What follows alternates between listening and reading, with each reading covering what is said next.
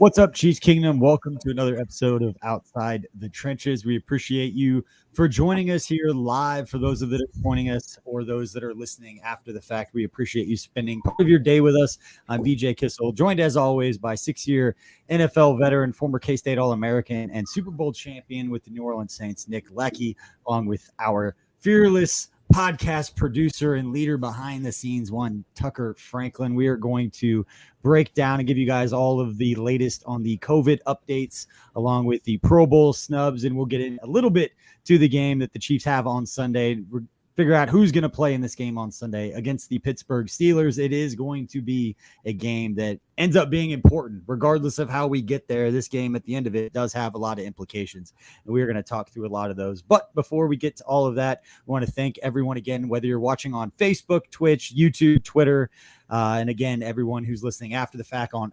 Apple or Spotify. We appreciate it. And we appreciate our sponsor, Jack Stack Barbecue. And if you're looking for a last minute Christmas gift, purchase a $100 gift card and give it to somebody for the holidays from Jack Stack Barbecue, and they will send you a $20 bonus gift card to use for yourself. You can find the link to how to do that in our comment section right now. So again, looking for a last minute gift, barbecue is always a good option. Guys, before we get into the show, quick rundown on how you're feeling with the holidays right around the corner. Nick, I know you've got kids. How are you prepared for this Christmas? Are you ready for this? No, no, I'm not. Okay. Due to supply chain issues and the Omicron variant, right, there will be delays in Santa Claus making it everywhere. No, I'm kidding, because, we do online shopping. I'm as ready for as can. Just a weird time right now for sure. There's a lot of questions my kids are asking me about Santa being tested for COVID and wearing a mask, and he's spreading stuff like that. You see it on social, and like those are very real questions that we have going on. But we'll get into all that. Tucker, yeah. How are you prepared for this? I was trying to think of a joke and a young joke. I couldn't think of anything real quick, but just how are you ready for this Christmas? Are you excited to go, find your stocking under the fireplace? I'm excited for Santa to come, but those are all really good questions by your kids, BJ. I'm impressed that they're just like, well, what about this? Yeah. He's a thinker. He really is. He gets into those things. But no, I'm impressed by that. Yeah. But no, I'm ready for Christmas. One of my favorite holidays. I just wish that there'd be some snow on the ground. That would really get me in the holiday spirit. I don't know if you've seen anything on Twitter. National Weather Service has tweeted out a couple of charts that's like, here's your chances of a white Christmas. It's just like no and no in red and stuff like that. So it's like I really enjoy those. They're kind of getting in the trolling spirit. But no, I'm ready for Christmas, just ready to enjoy the holidays with the fam. I would like to point out something. Tucker got a glow up. Tucker on here looking smooth as silk right now with the hoodie and the glasses and the beanie. It's my Tyrann Mathieu. BJ and I are like schmucks, man. This dude's rocking it right now. I just want to ask, I apologize for the next 30 seconds for anybody listening on Apple or Spotify has no idea what we're talking about. But Nick, you look very cold. Are you okay down there? Oh no, I'm good. Because It's like a thin workout hoodie. No, this is I'm good. Okay. I'm like for anyone listening, Nick's got his hoodie up and is kind of like pulled down over his face a little bit, so you can just. I'm barefoot. It's nice in the basement. It's perfect basement temperature right now in the dungeon. There you go. All right, let's get into this show and this game because there's a lot to get to with this, and there's going to be some takes on this one because it's going to lead into some bigger discussions. Let's start with the COVID update because that's what anyone is talking about nationally regarding Kansas City. It's kind of like COVID watch. Who tested positive? Who didn't test positive? Hopefully, no more positive cases. But Tucker, can you give us the latest update on both the Chiefs and the Steelers and where we stand going into Sunday's game? Yeah, so some good news coming out of Chiefs camp today. At the time we were recording this on Thursday, there were no positive cases according to Ian Rappaport of NFL Network. So no positive cases out of the Chiefs, no positive cases yesterday, I believe, too. But Mike Remmers was added to the list. Might have been a close contact, not sure kind of how they don't really specify that very well on how they're added to the list. But Josh Gordon was also activated off of it. So Josh Gordon came off, Mike Remmers went on. So you look at the list now, you got Tyreek Hill, Mike Remmers, Kyle Long, Lucas Niang, Nick Bolton, Armani Watts, Rashad Fenton, Blake Bell, Travis Kelce, Harrison Butker, who has already been declared out for the game, Charvarius Ward, Garrett Dieter, Willie Gay, and Chris Jones as of the release of the transaction report yesterday, because we don't know the transaction report until 4:00 on Thursday, on who is going to be in there. But out the chat's saying that Chris Jones was seen at practice today, so that's good. That's a good sign for him.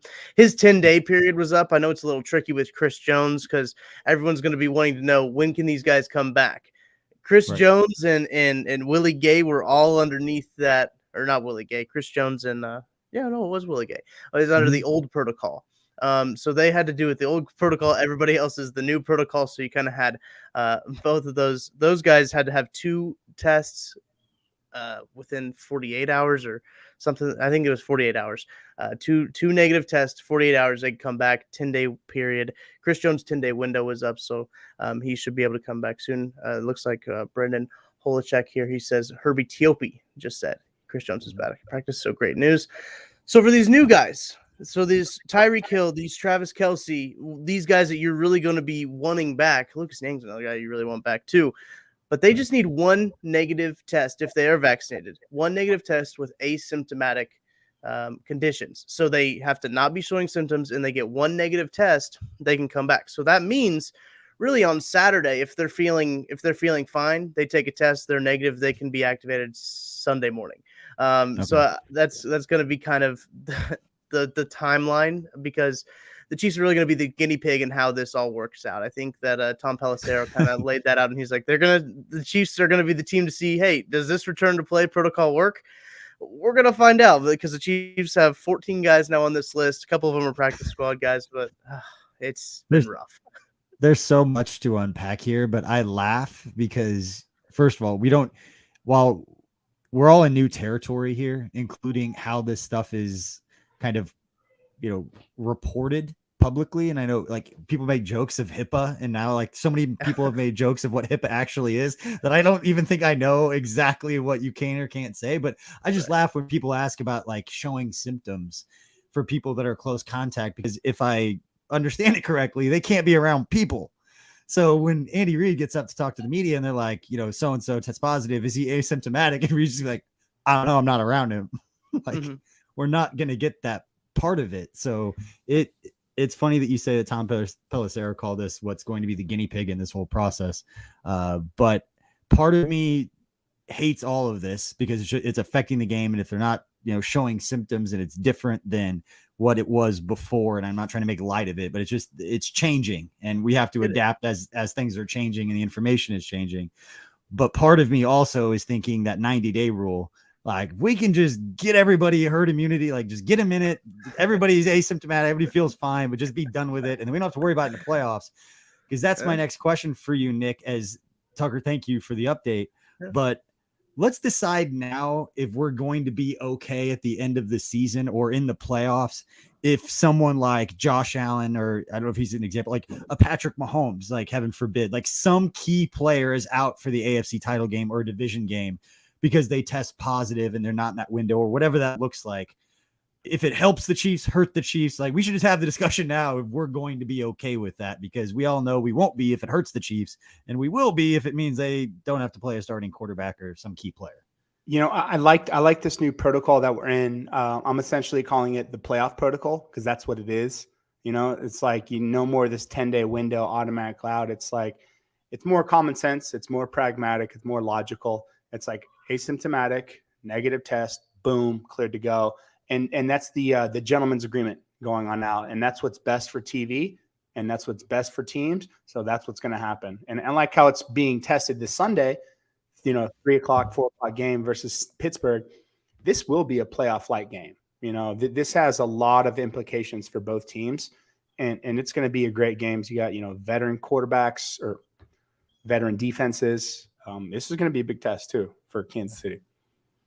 I didn't really even get into the Steelers side of the COVID stuff either, because the Chiefs just have so much. The Chiefs aren't the only team dealing with this too. I think it's worth mentioning that J.C. Treader who's the NFLPA president, tested positive today too, and the Steelers have Marcus Allen, Zach Banner, Devin Bush, who's their stud linebacker, their Mike linebacker, who's going to get everybody lined up. He's on the COVID list. So the Chiefs aren't the only team dealing with this. And kind of to your question, BJ, I mean the same thing. Is it like it's going to be different? It's going to be interesting to see how this protocol lays out for teams when it comes to the playoffs. 24-hour window, right? Like, can you say like it's hard. It's subjective. You're talking about asymptomatic. You're relying on players to self-report symptoms. Exactly. Is that where we're at? Like, it's like self-reporting an injury, right? Like they used to self-report, injuries back in the day, like concussions were all self-reported back when you played, Nick, right?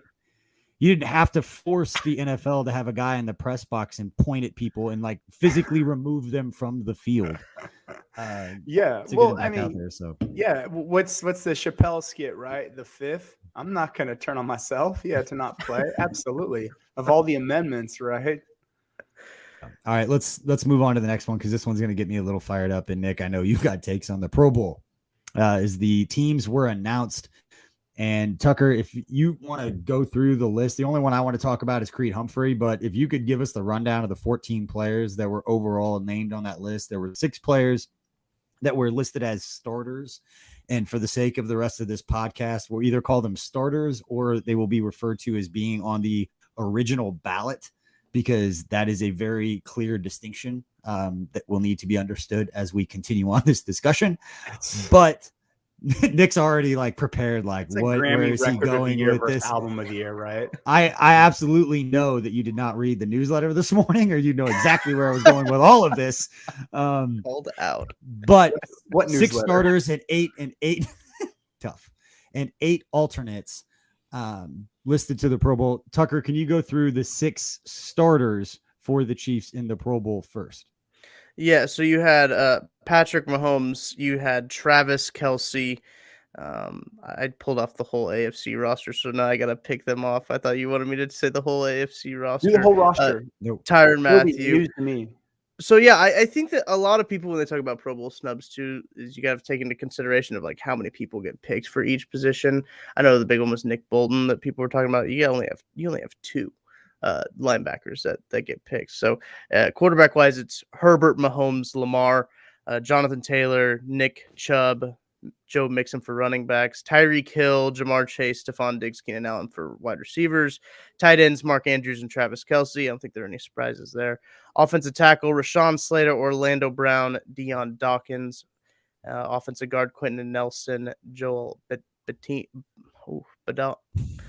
Bitonio. Yes. Wow. I don't know why I couldn't say that. Wyatt Teller. Brown's getting both of their guards in there. Love to see that. Center, Corey Linsley, Ryan Kelly. Fullback, Patrick Ricard. On defense, Myles Garrett, Max Crosby, Trey Hendrickson. Interior lineman, DeForest Buckner, Chris Jones, and Cameron Hayward. Outside linebacker, TJ Watt, Joey Bosa, Matthew Judon. Here's the inside middle linebacker, Darius Leonard and Denzel Perryman. Cornerback, J.C. Jackson, Xavier Howard, Denzel Ward and Kenny Moore. Free safety, Kevin Byard. Strong safety, Derwin James and Tyrann Mathieu. Long snapper, Luke Rhodes. Punter, A.J. Cole. Tommy Townsend. Stop with the specialist. We don't announce. Yeah. Unless it's Tommy Townsend. let's just get to the point here, which is Creed Fine. Humphrey got snubbed. And I'm going to make a little case here, Nick, and then you tell me where my logic is wrong and how I'm thinking about this. Because I'm not going rant Swanson, but it might be close. So let's start with let's first talk about Creed's season. Top fan vote getter among all NFL centers. Number 1 in Pro Bowl voting. No. Okay, that doesn't matter. It doesn't matter. Okay, he's the top rated center according to Pro Football Focus. Across all football, AFC, NFC, rookies, veterans, everything. Number 1 rated center according to the analytics site that we use when we want to, Pro Football Focus. When it proves our point, we use those stats. Much like Pro Bowl numbers down the road, and I'll get back to that here in a minute. Started every game, played more snaps than any other center in the AFC or in the NFC. More snaps than any other center played in the entire league. Has allowed 1 hit on Patrick Mahomes all season. Whew. 1 sack allowed. And again, this is for the Kansas City Chiefs, who have had a target on their back the entire season. Let's not pretend that we can't take that kind of context into consideration, that he's not playing really high level for the Jaguars or for bad teams. I understand the 2 guys that got in above him both play on good teams that are fighting for playoff spots as well. And this is not to dunk on them. This is not negative. Neither was the newsletter today. It's not about those guys not deserving this. This is about what Creed has done this season. But all of those stats, all of the analytics tell you he's been the best player.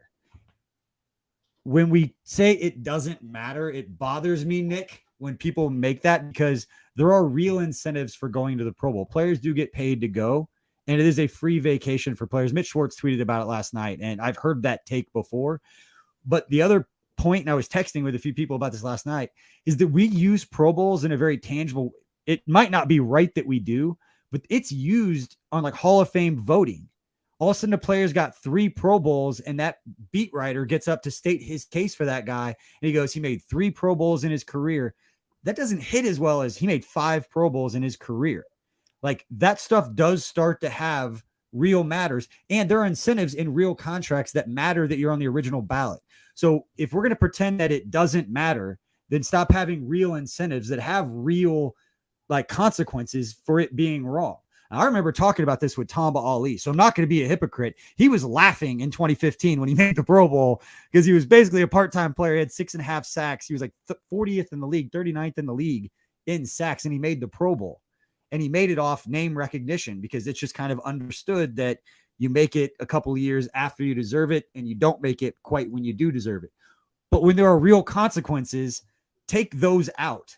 We can't keep having it both ways. Either take the actual money incentives out of it if we're going to treat it like it doesn't matter, or just turn it into something completely different, or start from scratch and redo the player voting. I kind of know how that system works. It could be better. So that's where I'm coming from is, and I'm sorry, but like either take the incentives that have real consequences out of it. It's not fair to the player when they're asked and they're supposed to treat it like, oh, it doesn't really matter, even though it could have just taken money out of an incentive out of a contract.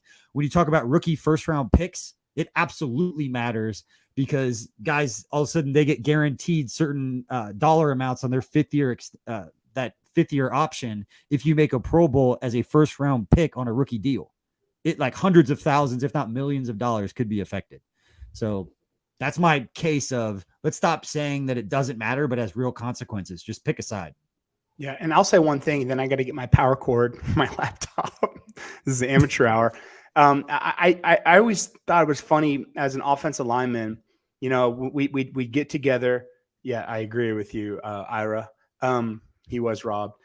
That, you know, you get together before meetings and you'd vote on, you know, everybody. And I always felt like offensive linemen should get to vote on just the front 7. So you should vote on, you know, D linemen and linebackers, because I honestly, I'd be in there and I'd be like, hey guys, like, I'd be like, hey, who are the good corners right now? Who are the good DBs?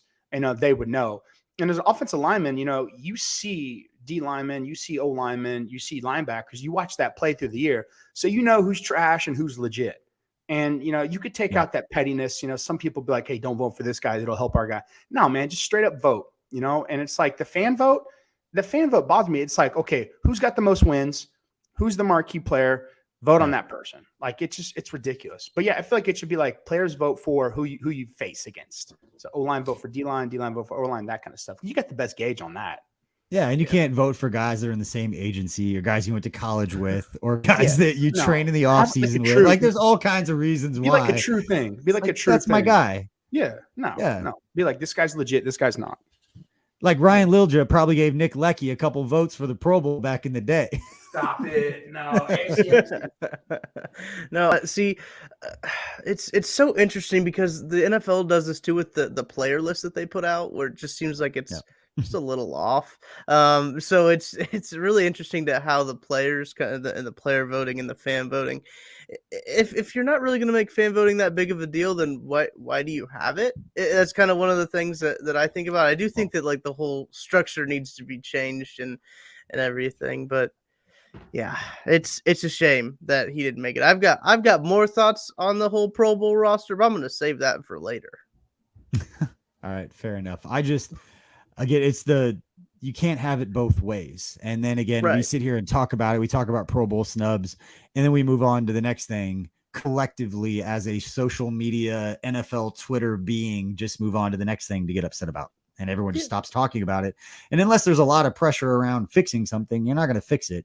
But I wrote about it again. It's free to everybody. I unlocked it, so you can go read, and I put some more links in there and more tweets from different players and different people around the league and their thoughts on it. And again, it's just kind of one of those things where everyone understands that it's a joke, but it really does have some consequences. And some fans don't want to hear that, those players get paid so much money anyway, yada, yada. Like, they're human beings. Like, they're talking about a work incentive dangled in front of you. And then it's like snatched away for something that you're then told doesn't matter. And you can't say, hey, this kind of stinks without being labeled as selfish in a lot of ways. So it's kind of damned if you do, damned if you don't, but maybe it's time we fix that. But anyway, no matter which way you look at it, Creed Humphrey is absolutely deserving to be among the best players in the league. And for a young player, this is the last point that I'll make on that. Welcome back, Nick. But the last point that I'll make on that is we can make a joke about it. And one of the things that Mitch Schwartz said that I think is cool to hear that perspective is that it's also a really cool experience for any player, young player, older player, just to go spend a few days around the other best players, some of the best players in the league in like a vacation setting. And I've told the story before about, and granted secondhand because I wasn't there. It always happened at the same time, the Senior Bowl, and I was always at the Senior Bowl. But at the Pro Bowl, when Travis Kelce was sitting down talking with like Tony Gonzalez and just having that kind of like sit down social kind of like back, like not bromance, but that little like just this is how you become a leader. This is my advice to you. And that was kind of the context of that conversation of Tony Gonzalez telling Kelce, like, hey, it was too late in my career before I felt like I had a platform to stand on. Like, I found that out probably 2 or 3 years later after I had already had the platform and it was too late. So don't feel like you can't, as a young player, step up and have, a bunch of other alphas in that room respect what you have to say. And like, I remember that conversation that happened by going to the Pro Bowl with Travis Kelce. So you want guys like Creed Humphrey to get that experience, to go be around those other veterans, because that will serve him well. And it's a cool experience for him. Yeah. And to make the Pro Bowl as a rookie too. Yeah. But it won't matter because they're not going to be there. Right. So the Chiefs are going to be playing in it. And if the Chiefs are going to be playing it, Tucker, it's because they have to win some of these games down the stretch. And let's talk about that game against the Steelers on Sunday. 3:25 kick at Arrowhead Stadium, the last game of the regular season scheduled for Arrowhead. Granted, whoever gets on the field, we could date ourselves like 5 minutes after the show ends. If somebody else gets COVID that maybe isn't vaccinated. But should we be afraid of the Steelers, Tucker? No, I don't think so. I think that the offense is kind of stagnant. The Steelers offense, I should say, is kind of stagnant. So it doesn't really scare me all that much. And the Chiefs are going to reportedly activate Chris Jones off of the COVID list, according to Nate Taylor. It just hit the old tweet deck. I just saw it come up a little bit ago. So that's going to help. If they can get, Willie Gay back on the field, that's going to help as well. So the way the defense has been playing, once they get those guys they missed last week, where the defense didn't look all that great last week, but they were missing L'Jarius Sneed, Chris Jones, Willie Gay. If they get those guys back, I'm confident they can kind of pick up the pace, get after Big Ben. Big Ben's as mobile as a tree, so that doesn't really scare me. And they don't really have any receiving weapons outside of Deontay Johnson, who can take the lid off the top of the defense. But what they like to do a lot is kind of, give it to him in the flat with Chase Claypool in the flat and kind of let them work from there. So the Chiefs are a really good open field tackling team. When I think about that defense, or about the Chiefs defense going up against Steelers offense, nothing really scares me all that much in all honesty. But once you kind of flip to the other side of the ball with not having Travis Kelce or Tyreek Hill, that becomes a little tricky. McCole Hardman's going to kind of, you would assume twice, but he would assume that role of Tyreek Hill, of trying to take the top off the defense, running those get out routes, those deep routes that kind of he was drafted to do. So that's kind of exciting to see what he could potentially do. You're going to have Josh Gordon. He's been activated. So kind of hopefully he has a breakout game, and the Chiefs might just keep it on the ground. Honestly, if you look at it, they're going to have Clyde, knock on wood, they're going to have Clyde and Darrell right as of now, and they might just run the football, because I think that they can get some movement up front with the offensive line. They're not like I mentioned, the Steelers are going to be without Devin Bush, who's going to be a big guy in getting alignment. They will still have Minkah Fitzpatrick.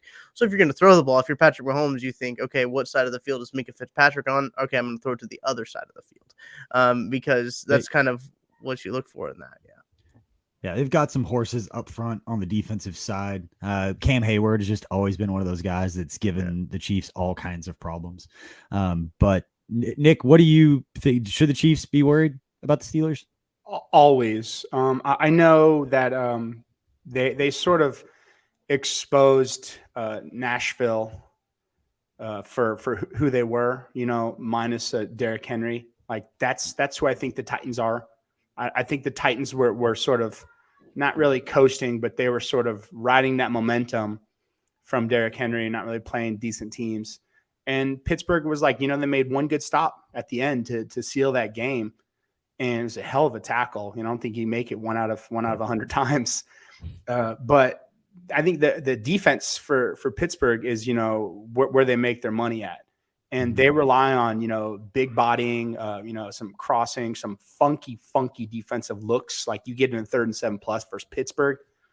Oh my God. You're like, nobody's got their hand in the dirt. What are you doing? You can't do this. And it's all this amorphous blob or whatever. And I think the Chiefs offensive line is built to play teams like Pittsburgh. Pittsburgh's always drafting these big body D linemen. And don't factor in wild card is notes from a former Steeler who is now on the Chiefs, Ingram, right? So like, hey man, I know Watt likes this little inside move, and he could simulate some of that stuff to give this offensive line a little bit of extra help. So fear him, yes.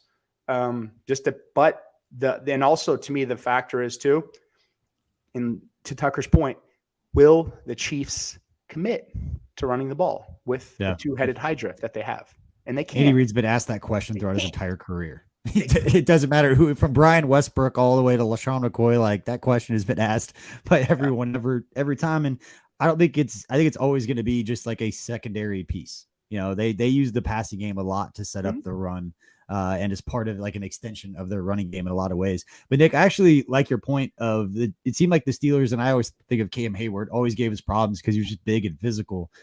But we'd always had smaller, offensive line. That's not to say LDT wasn't a great player, but he was an athletic guy who got out in space. Like Trey Smith is a different kind of animal physically. Like his strengths and the way that you would describe him as a player is different than LDT. And so I think, to your point, Joe Thuney and Trey Smith fit a little bit better. And obviously Creed Humphrey, who we've been talking about. And then the other thing that you mentioned is Najee Harris. And I actually tweeted at Ken Swanson the other day because one of my, hot takes, I didn't see it with Najee coming out, and I haven't seen it this season. I just don't see a really explosive athlete. Like, I just think he's big, he's fast. And again, that could be like hot take for me, but this screams Nick Bolton game. Everybody plays, and if it works out that way, they're both out there, much like we did going into the Titans game where we said, like, Derrick Henry, like, this is a game that Nick Bolton is going to shine. With Najee Harris, you have people down there saying he's banged up, he's not real explosive right now. And I said, right now, Like that looks like he has all season. But looking into this one, I see Nick Bolton having a really good game because Tucker, to your point, Ben being a tree, he just doesn't move at all. And if the Chiefs get everybody back and Melvin and Frank Clark and Chris Jones is back and able to play, is the only hesitancy or only problem I saw with the Chiefs defense is against the Chargers. Everything starts with pressure, and they didn't get any on Justin Herbert. So it doesn't matter how good you are in the back, and you can't cover for 5 seconds if there's no pressure. So Chris Jones gets back up in there. We've seen the Steelers offensive line struggle to protect Ben Roethlisberger this year. So guys, Fairway Independent Mortgage makes the home loan process as simple as possible by guiding you through every step, just as they've done for the past 25 years. Call Jennifer Dixon at 816-390-8898. That's 816-390-8898. Great rates, a focus on customer service, and the fastest turn times in the industry. That is Fairway Independent Mortgage. Guys, time for Tucker's favorite segment, Tucker's Crown Prime Beef of the Week, presented by our friends at Jack Stack Barbecue. Tucker, what's going on social media? What's your beef of the week this week? Well, I think that there's a few different beefs. There's not just like one big beef. You know, it's like the Taste of Kansas City plate. You have a bunch of different beefs on that plate. So I think that there's a lot going on. Yesterday, my big beef was with the Missouri Tigers football team losing that game the way it did. That kind of hurt me a lot. But this isn't a Missouri Tigers podcast, so I won't go into that. But they just hurt me. Just go to my Twitter. I think it was respectful of you guys to lose. That's a weird take, but like you just in the Armed Forces Bowl. You don't beat Army in the Armed Forces Bowl. You don't beat Navy. You don't beat any of those. It's not patriotic. You beat them. Like it's disrespectful. Drink loves the troops. I think that's all we can say is that Missouri Tigers fans love the troops. But another big beef that I have is Tommy Townsend not getting on the list. People are talking about snubs with Creed. My goodness, Tommy has a boot. I was talking to Tommy actually a little bit this week, kind of about not making the Pro Bowl and everything like that. I had a tweet about the Chiefs COVID list looking like a Pro Bowl list. And he said, I didn't make that list either. And I was like, all right. I was like, all right, Tommy, that's not what I meant. And he's like, I know. It's a hard time. But no, I think that's kind of just bad. And I'm just big beefing with COVID right now. Like, when are you going to be done? Tucker has had it with COVID. When are you going to, I want some precedented times for Christmas. That's what I want. I don't want any more unprecedented times. I want something I know already. But no, I'm just tired of it affecting. The NHL put their games on pause. The NBA is dealing with it. The NFL is dealing with it. The country as a whole is dealing with it. I'm just tired of it. That is this week's Crown Prime Beef Rib. Tucker's Beef of the Week. Yep. I mean, Tucker's had it with COVID. Tucker's had it. Shoot or shoot, right? Tucker just he put his sights on everything, man. It was like, I'm saying, guess what, big dog? I'm going after you, Omicron. You listening to me? If he didn't have that arm on that mic, it would have dropped as soon as he said "Taste of Kansas City." It was over. We should when he did. That's my favorite order, man. Now I'm trying to figure out how I can incorporate wings into my, some wings into that thing. The fire-kissed wings. You'll figure it out. But mark the day. December 23rd, 2021 is the day that Tucker has officially had it with COVID. He's over This was the line. And this is where he had it. All right. That was the best beef of the week. I have no response. Getting rid of COVID would make Tucker happy. What makes Nick happy? A good happy hour. And you know who has a great happy hour? Yeah. Jack Stack Barbecue. That wasn't even close to as good as Tucker. Tucker, you're doing all the transitions from now on. But we are going to go into blind nil because we know Nick loves blind nil, and everybody listening to the show knows that Nick loves blind nil. So, Nick, we're going to start with you with this week's blind nil. And yes, go out there, spend some time with your family. But if you do want to go to a Jack Stack happy hour, all of the happy hours at all 6 locations around Kansas City are consistent. The menus are consistent. Go, you get all kinds of the great barbecue, drink specials, all the good stuff. If you want to get outside with the family or go get away from your family a little bit, go to Jack Stack Barbecue. Their happy hour is awesome. Nick, what is your blind nil segment for us this week? My blind nil is just picturing me eating a bite of Crown Prime rib with my hands, and then a spoonful of the pit beans back to the crown prime rib, and then some cheesy corn is like a palate cleanse. That's like my jump to meal. All right, my blind nil. Who do you fear most? An ascendant youth in Joe Burrow, or an aging veteran who's playing for his last year and playing for next year, playing for this year too, a little bit of both, to get one last win as a Steeler in Big Ben. Right now, live this week, then next week, who do you fear most? A ascendant youth in Burrow at home, or in his cave, or at Arrowhead playoff atmosphere at 3:00 with a motivated vet? Yeah, that's a good question, Nick. I know I just got done trashing Big Ben just like 10 minutes ago, and I will always trash Big Ben. I've never been a huge Big Ben fan. That's neither here nor there. But I do think that I would be more scared of Joe Burrow if he had a decent offensive line. His offensive line is not the best. I think the Chiefs can really get after Joe Burrow, and I know that's kind of in his dojo is what not that word you said, but I think I like that one better. It's in Joe Burrow's jungle because they're the Bengals.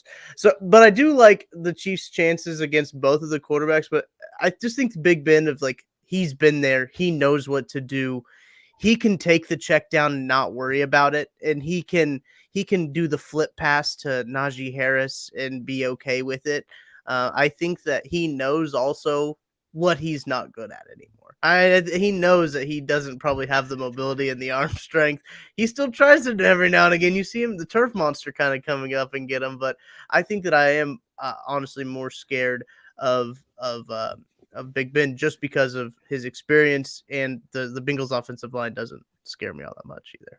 Wow. I couldn't disagree more. There's nothing about Ben Roethlisberger that scares me, and even the slightest bit, because of what he's doing in that team. Joe Burrow doesn't know how good he is yet. He doesn't even know how good he can be yet. He can move. Jamar Chase is an absolute stud. Deontay Johnson makes a lot of mistakes on the field, and I like Deontay Johnson coming out. I thought he was a great player. I like him as a player, as a talent. It's kind of the same thing with Chase Claypool, and then he's kind of got his own deal going on. But as a physical specimen out on the field, yes, he's a weapon, but Ben Roethlisberger can't move. That game, we're going to call that a game last week, that was tough to watch. He can't move. He doesn't have the arm strength. And if you're not mobile, he was always tough to bring down. With the way that the Chiefs get after it up front, if they have all their horses, they've got Chris Jones, you got Frank Clark, you're going to get pressure on him, and they're just not going to function as a team. At least Joe Burrow can move side to side in some kind of way. I couldn't have less. It would be really tough for me to be a Steelers fan right now and watch the football games with as bad as he's playing. I don't care how good he used to be. Wow. Trent Green was a great player once too, but I'm not going to get him a helmet out there and say, go out there and play football right now. Don't give me that look, Nick. Ben Roethlisberger's toast. He is. I would like to say, like a tree, Ben Roethlisberger is still a little bit tough to take down. He's got some heft to him. Yeah, but he used to have the arm strength to then make you pay while he was standing there. Now he just stands there and waits for you to tackle him. Hey, think about this. Fun fact. I was drafted in 2004. Okay. Quarterback class. Phillip Rivers. Good one. Eli Manning. Ben Roethlisberger. Wow. As a junior, Miami of Ohio. Remember him waiting in the draft room? That was 2004. Huh. And so you have a soft spot for Ben.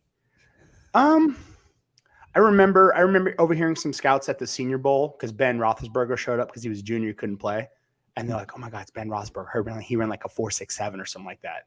So they were sweating him. So I knew he's got the speed. And he's bigger. He looks like a damn O lineman too. He's big. And he still got some moves like Jaggers. Don't let it fool you. Time's catching up to him, but he's still got some tricks up his sleeve. He becomes a crafty veteran at this point. He's bad. He's a bad football player right now. That's my not motivated. He's just not motivated. And you're right. I did think it was funny earlier this year. They came out and it was like Ben Roethlisberger is secretly telling people inside the organization this may be his last year. It's like, oh yeah, that's his. He's not just. Yeah, he's still Hall of Fame player. It's not disrespecting like what he had done, and maybe not a Hall of Fame person. You can have your takes about that and what's real and what's not.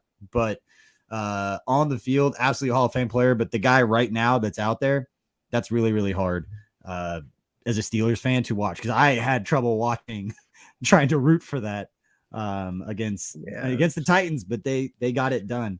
All right, Tucker, let's go to you for the next blind nil. What do you got for us? Yeah, so I'm going to double up on football here. This is a rarity for this segment. I don't like this. So if you were to only get 3 guys back from the COVID list, well, no, I want to say 2 actually, one on each side of the ball, who would you rather have? I'll go because I can picture the people that I know are on it right now. Are we saying Chris Jones is off, right? Chris Jones is going to be off. Yes, Nick Taylor has reported Chris Jones is off. Yes. So I'm going Willie Gay and Travis Kelce. Like for me, Travis Kelce is the most important player outside of Patrick Mahomes on the offense. I don't think that's even close. And then on the defensive side, Willie Gay, just as a I just want him out there. I want as many reps with Willie Gay next to Nick Bolton as we go into the playoffs, because those 2 guys playing well and getting used to playing next to each other will be really good. And I just want to see Nick Bolton be unleashed to just basically be on Najee Harris the entire game. And the way that Najee is running, I think Nick Bolton is going to be able to chase him down all over the field, behind the line of scrimmage even. Nick, what do you got? I hate how that's the perfect answer. I think Willie Gay. He's a force. You know, he's underrated. He's very underrated as an offensive lineman. When you're trying to run the ball, you know, you talk about like Aaron Donald being in your head for pass protection as a center. Like, okay, if I'm sliding to this linebacker, but Aaron Donald's on my left, I know I'm not going to full commit because I need to give presence to my left guard on Aaron Donald. Willie Gay's the same in the run game, man. I mean, if you're not looking, you know, he'll knock you over. You know, he brings force in there, and I just love what he adds flavor to that defense with Bolton, with Hitch, you know, and he's that run enforcer. And it's like, and then if I'm thinking about as an O-lineman, you bet your ass, I mean, Najee Harris is going to be looking out for Mr. Willie Gay Jr. too, you know, so he brings the presence. And with Kelce, sometimes this offense needs to, it starts and stops with Travis. You know, he made that run last week to, you know, the walk-off, whatever the hell you want to call it. He's good for those, and he's good for extending possessions. You know, he's good for making them catches to, you know, to rejuvenate the offense and to get Patrick going. You know, that's let's not get it twisted. You know, Romo had Witten in the red zone, and Patrick has Travis Kelce to get things going, to get the offense going. You know, it leads through Travis. Yeah. And Nick, I love what you said about Willie Gay kind of, and I always described it as like the conduit on the field, especially for home games, between the energy of the crowd and what's happening, like tangibly happening on the field. And that he was one of those guys that could kind of funnel energy, much like Chris Jones does, and gets the crowd going and gets everybody dancing, get everybody going. That's what Willie Gay was all through college. I remember talking about, as soon as they drafted him, I was like, he is going to be a fan favorite at Arrowhead just because of as animated as he plays. That plays well at Arrowhead. That plays well with Chiefs fans when your defensive guys go out there and make some plays and then get the crowd going, because Arrowhead eats that stuff up. Said it before, like Chiefs team doesn't go to Arrowhead to watch a game. They go to participate in the game, and players like Willie Gay make that a lot easier for guys to do. All right, and let's move on to the final segment. Again, this is the Blind Nil segment. Thanks to our friends at Jack Stack Barbecue and their new happy hour, Monday through Friday from 3 to 6 at all 6 locations in the bar and patio area. It's like $5 baby back ribs, stuff like that, all kinds of drink specials. Make sure you get out there. All right, last segment for Blind Nil. Guys, this is COVID related kind of, but Tucker, you tweeting out your huddle link of all your high school football highlights got me thinking. Oh, yeah, Nick, I can tell from your face you have not seen it yet. Tucker put out his high school, like, glory days highlight film. One mixtape. Hold on. Exactly. No. Okay, go ahead. You got to get this out. You're going to pop. Who can we get together and who can I break it down with, man? Can I get together with Jeff? Can I get together with Jeff and break down Tucker? Tucker, are you ready for that? I guess. Are you ready for that? Yeah, Lee. I don't know. Tommy Townsend. Oh my! We're gonna get Tommy Townsend to break down Tucker film.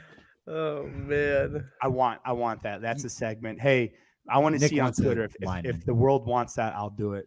I'll be harsh, Tucker, too. Let us know if we want 2 former NFL players breaking down Tucker's high school grainy standard depth footage that you can kind of figure out who's who. I put spot shadows on but it got me thinking, with all the COVID, everybody being ruled out, you got guys on the practice squad that, you're going to, if CJ Spiller is going to be starting for the Chiefs on Sunday, or they're going to be pulling guys out of retirement. Who knows how far this Omicron could take this. So the segment is, and Nick, I want to start with you. Give me your best glory days high school football story.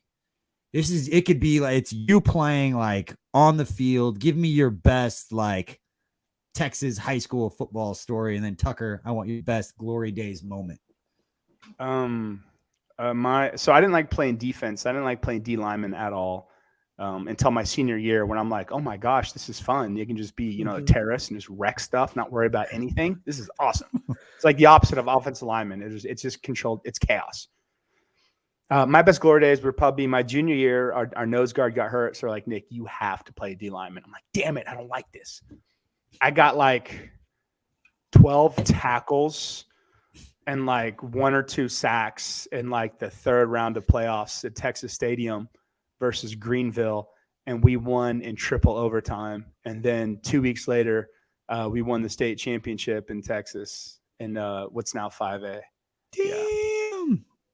That's not a big deal. Golly, that's playing in front of like 40,000 people. Like, how many people? I'm gonna throw a number 10, on it, but how many people? 10,000, 12, 10 to 15,000. So still, golly, man, more people than I ever played in front of. That's big time. Nick, religion. Is that before or after? Like, I still think one of my favorite moments of you and I podcasting together over the last like 4 years, however long it's been, was when we were with the Chiefs and in the trenches, and Dave Tobe came and said, "Hey, do you remember blowing me off when I was at the University of Missouri and was recruiting you?" So talk for context.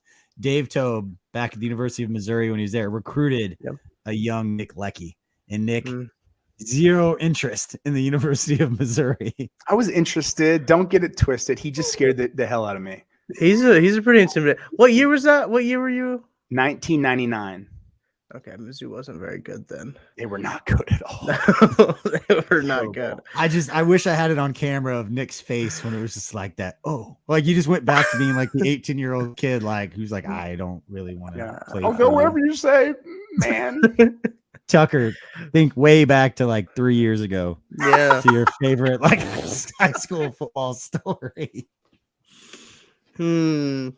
Well, I think that my senior season was just a really fun one, because was like the moment I realized I was like, oh, like I could actually like physically like do stuff to people. And I think that's, like it always takes the people a little bit to like grow into their body and be like, oh, like I still don't actually know how strong I am. Sometimes I get in trouble with that when I, just like messing around. I'll break something. I'll be like, I didn't know I could do that. But it's like a bull in a china cabinet is basically what I am. But I think that like kind of when I realized that I saw you pancaking people on that play. But honestly, we had one. I think it was like senior night. We played this school that was like just like not very good. I'm pretty sure it was Concordia. So sorry to anyone who went to Concordia. No, they came all the way to Trenton, Missouri. We beat them like 72 to like nothing. I think that we blanked them. And we only played like the first half, and the first play of the game was like so we ran the triple option. We ran inside and outside veer. So the first play was quarterback keeper on the outside edge, and I can remember lighting a kid up. And that play is actually on my huddle highlight, and I light this kid up, and the quarterback just like goes around. Yeah, but those were always the good ones. We had a couple close games, but yeah, my senior year of football is probably kind of peak. It had some opportunity to play football elsewhere, but decided not to. I love it, Nick. I need this content of you breaking it down. I don't care. Like, I don't care when it happens. We need to get this done. Because Tucker right now is wearing the slickest hoodie ever. I can't. It's like it's got like a villain. It's got like a villain collar, like got it at Ross. Not a hoodie. Yeah, it's like a collar. It's like I can't get over it. And then Hucker, and then Tucker blowing up people on outside veer end around, and you went for 6 on the first play.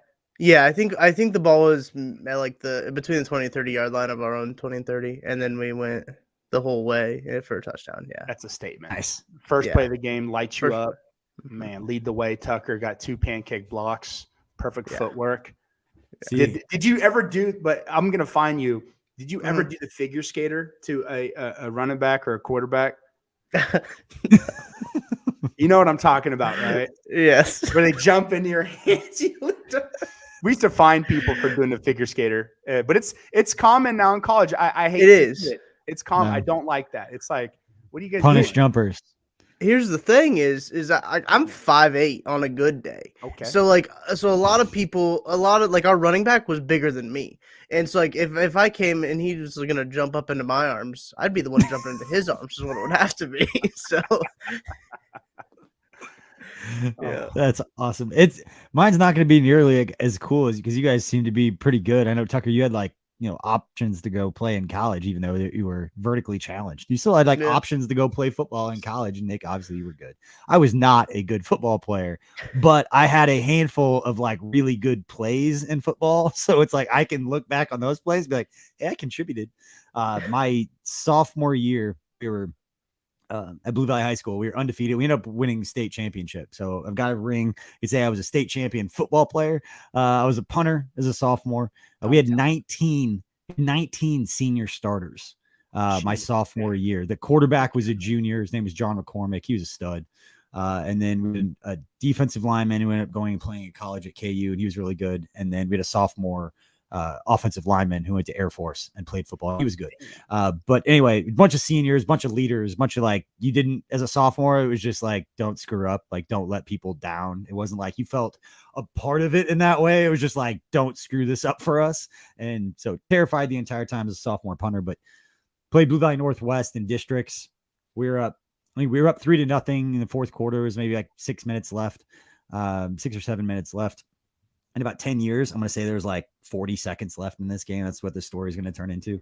But anyway, I was punting out of the end zone. It wasn't raining at the time, but it field's kind of crappy conditions. And I think I punted the ball like 55 yards. Like I turned it over and like punting out of the end zone on 4th down, like turned it over. Guy that was a sophomore actually grew up playing it, and Pat Roberts caught it, fell down on like the opposite. I think it was like 42-yard line. They went down like 30 yards, missed the field goal. We won the game, ended up going on and winning state. And that punt in it got into like the highlight film, like the postseason, like state champion highlight film. That punt was in it. It was a big deal. Like as far as punts go, my entire high school football career is basically boiled down to that punt. But there are people like athletic director Steve Harms, the old football coach at Blue Valley Northwest. I see him now, like he brings up that punt. He was like, we were good because they were like undefeated. They were like undefeated too. Like it was a huge game between like a bunch of seniors and a bunch of leaders. And here I am, this like terrible like baseball player who punts. And it was like running out there and like looking at all the seniors, like just catch the ball. It's all I was like, just catch the ball and let muscle memory take over. And I kicked the shit out of that ball. Blasted it. Love that. No one ever brings up punts, and he brings up punts. That's amazing, BJ. It's a real and that's all I got. It takes everyone, the bottom part of the roster, to contribute to championships. BJ, you did your job when you needed to do your job. Listen, I have takes like that. I was a relief pitcher on a national championship team in college. Like I've been the quintessential like small piece to something really cool and important like my entire life. Like I just want to be a part of something bigger. It takes a village. And I've been around good teams in the Super Bowl. Zero effect on that, but I got an up close view of that and got to connect fans to some stories, I guess. But yeah. Anyway, love it. Final thoughts before we let everybody go. Again, appreciate everybody that's tuned in live, watched on YouTube or the Twitch, any of the streams, and then obviously anybody that's listening on Apple Podcasts. Please subscribe, rate, review. Let us know what you think of all of this, and let us know if you want us to touch on other things. You like the show, hate the show. Let us know what you're thinking. Nick, what do you got for us before we let everybody go and get ready for this holiday little mini break? I wish you would have said non-football high school highlights, because the true highlight of my high school was winning state my senior year after going out in late January just to stay in shape for K-State and to get some points maybe. and went 20-0, and I pinned the guy in the state finals, minute 37. Wow. Ooh, let's go. That was my favorite ever. You're Were you the boss. heavyweight? Bro, I had to cut weight to get down to 277. I was like 290. Like only heavyweight You're cutting weight. effing Man. boss. Yeah. Yeah. That was my I love it. Tucker, what do you got for us? You're gonna get me off. I was gonna wrestle in high school. I would have been like the only heavyweight in like our whole like class, right? So I Really? like probably could have skated, but no, I played basketball instead.